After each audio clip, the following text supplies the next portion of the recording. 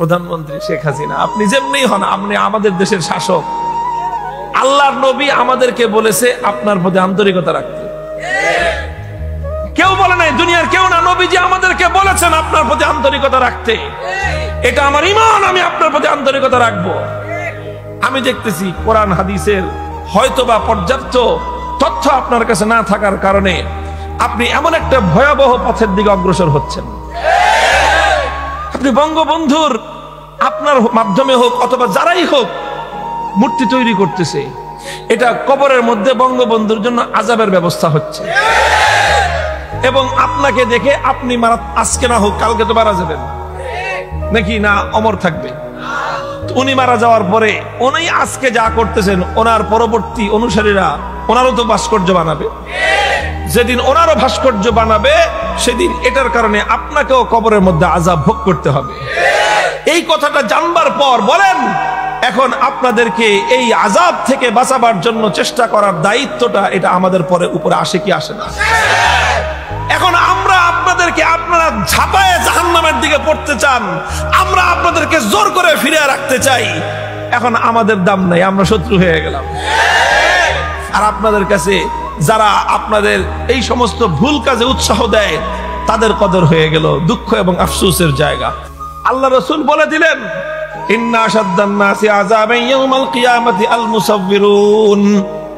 কিয়ামতের দিন আল্লাহ পাক রব্বুল আলামিনের পক্ষ থেকে সবচেয়ে কঠিন সাজা হবে কাদের? সবচেয়ে কঠিন সাজা হবে ওই সমস্ত লোকদের যারা বিভিন্ন জিনিস দিয়ে বিভিন্ন প্রাণীর মূর্তি তৈরি করে, ভাস্কর্য বানায় যারা। স্পষ্ট সহিহ হাদিস, যদি কেউ আল্লাহর নবীকে বিশ্বাস করে, নবীর এই কথা মানতে হবে যে ভাস্কর্য তৈরি করা পৃথিবীতে সবচেয়ে জঘন্য অপরাধ। সন্তান যদি কেউ রে এই যে সমস্ত শিল্প পরান, এটা কি জানি কয় একটা সাবজেক্ট আর না, শুধু চারুকলা পড়েন, ভালো ভালো কাজ আছে, চারুকলার অনেক ভালো কাজও আছে। বাংলাদেশে এখন চারু শিল্পের বিশাল সম্ভাবনা। এই যে টাইলস তৈরি হচ্ছে এখন বাংলাদেশে, আগে আমাদের দেশে টাইলস আমদানি করতে হতো চায়না থেকে, পৃথিবীর বিভিন্ন দেশ থেকে। এখন মাশাআল্লাহ বাংলাদেশে বিশ্বমানের টাইলস তৈরি হচ্ছে, নিত্য নতুন ডিজাইন আসতেছে। এই টাইলসের ডিজাইন তৈরি করা এই চারুশিল্পীদের কাজ। বাংলাদেশে তৈজসপত্র হইতেছে, বিভিন্ন ইসলামিকের আইটেম হচ্ছে। এটা ওয়ার্ল্ড ওয়াইড আন্তর্জাতিক মানের করো, এখানে নতুন নতুন উদ্ভাবন করো, যত সুন্দর ডিজাইন হতে পারে সুন্দর ডিজাইন করো, ফুলের ডিজাইন করো, নানা ধরনের ডিজাইন করো। এগুলো চারুশিল্পের কাজ। সুন্দর সুন্দর কাপড় বানাও, সেই কাপড়ের মধ্যে সুন্দর প্রিন্ট করো, সুন্দর ডিজাইন করো, এটা হলো চারুশিল্পের কাজ। কিন্তু আমাদের বাংলাদেশে অল্প কিছু মানুষ এই কাজ করে, এবং এই কাজের জন্য দেখা যায় অধিকাংশ ক্ষেত্রে বাইরে থেকে আপনার এই চারুশিল্পী হায়ার করে আনতে হয়। আর আমাদের বাংলাদেশের এই চারুরা কি বানায়? সব মূর্তি বানায়, ভাস্কর্য বানায়, কামের কাম নাই। ভাস্কর্য দিয়ে বাংলাদেশের 2 পয়সার কোনো উপকার নাই। টাইলস আমদানি করো, রপ্তানিযোগ্য টাইলস তৈরি করো, ওয়ার্ল্ড ওয়াইড বিশ্ব ক্লাসের উন্নত ডিজাইনের টাইলস বানাও, উন্নত ডিজাইনের সিরামিক আইটেম বানাও, উন্নত ডিজাইনের কাপড় বানাও, বিভিন্ন জিনিসপত্র বানাও, এগুলো সারা দুনিয়াতে রপ্তানি করো। তোমার আমার দেশের সন্তানদের মেধার বিকাশ হবে, আমার দেশের অর্থনীতির উন্নতি হবে। ওই কামে নাই, এই কামে নাই।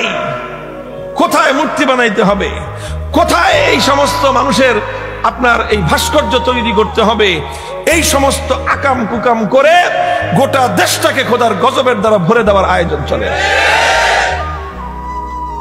আর এটাকে যখন আমরা কোরআনের আয়াতের দ্বারা, আল্লাহ নবীর হাদিসের দ্বারা আমরা যখন এটাকে সাব্যস্ত করি, এমন একটা বিষয় যেটার ব্যাপারে 1400 বছর ধরে কোনো বিতর্কের অবকাশ নাই, কোনো বিতর্ক নাই, সবাই একমত। মানুষ যদি বিতর্ক হয় তাও একটা সুযোগ থাকে, অবকাশ থাকে, যে ঠিক আছে আপনারা 4 জন বলছেন একরকম কথা, কিন্তু একজন তো বলে আরেক রকম কথা, তাও একটা কথা ছিল। এখানে 10 জনের মধ্যে 10 জনই বলে যে এইভাবে অবয়ব বিশিষ্ট মাটির দ্বারা, পাথরের দ্বারা, কাঠের দ্বারা বা অন্য যে কোনো কিছুর দ্বারা কোন মানুষের কোন প্রাণীর যেটার মধ্যে জীবন থাকে তার অবয়ব তৈরি করা, যার চোখ থাকবে, নাক থাকবে, কান থাকবে, এরকম অবয়ব বিশিষ্ট কোন মূর্তি ভাস্কর্য তৈরি করা, এটা স্পষ্টভাবে কোরআনের মধ্যে, স্পষ্টভাবে ইসলামের মধ্যে হারাম। আল্লাহ রাসূল দ্ব্যর্থহীন ভাষায় যে জিনিসটাকে হারাম করে দিলেন, এখন সেটাকে নানা ধরনের যুক্তি দিয়ে এটাকে সাব্যস্ত করার চেষ্টা করা হয় যেটার মধ্যে সৌন্দর্য আছে। দেখেন, যেটাকে আল্লাহ এবং তার রাসূল ঘৃণা করলেন, ফাজতানিবুর রিজসা মিনাল আওসানি ওয়াজতানিবু কাওলাজ জুর। আল্লাহর কোরআন বলতেছে মূর্তি হলো একটা অপবিত্র জিনিস, নাপাক জিনিস।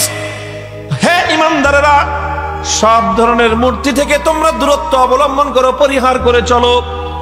আল্লাহ পাক যেটাকে অপবিত্রতা বললেন, আল্লাহ যেটাকে পুতি দুর্গন্ধ বলে সাব্যস্ত করলেন, আমার আল্লাহ যেটাকে নাপাকি, দুর্গন্ধ, আবর্জনা বলে সাব্যস্ত করলেন, সেই মূর্তির মধ্যে যারা সৌন্দর্য খুঁজে বেড়ায়, ও দোস্ত, খোদার কসম খেয়ে বলি, তারা দুনিয়ার অনেক কিছু হতে পারে, ঈমানদার হওয়ার কোনো সম্ভাবনা নাই।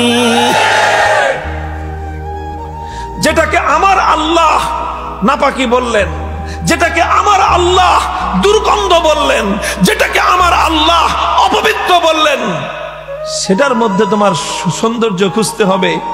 দুনিয়াতে আমার আল্লাহ সৌন্দর্যের অভাব রেখেছেন?